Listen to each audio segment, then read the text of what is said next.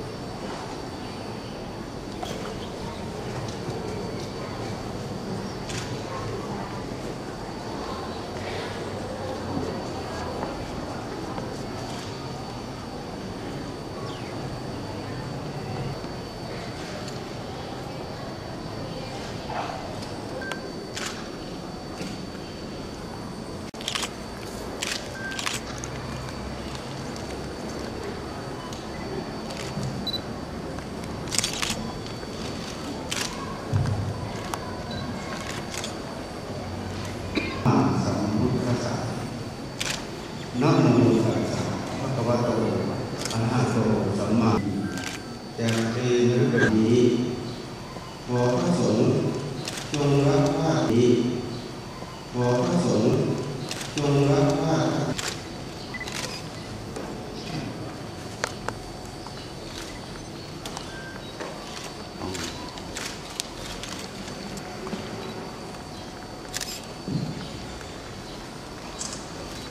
มีพระองค์อนุญาตว่าให้พระสงฆ์ทั้งปวงและมีกรรมสายทางผู้รู้พระองค์มีสติปัญญาสามารถรู้ทำแต่ประการเพื่อรับพระราชกฐินพระราชทานให้ผู้รู้ใจจงพร้อมกันยอมอนุญาตให้แก่พระวะโต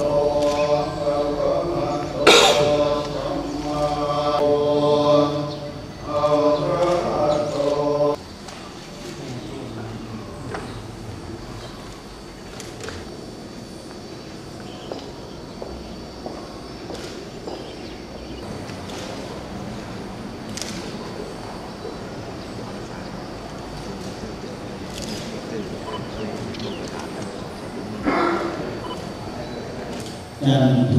ปนราโสยะถามณิโชติราโส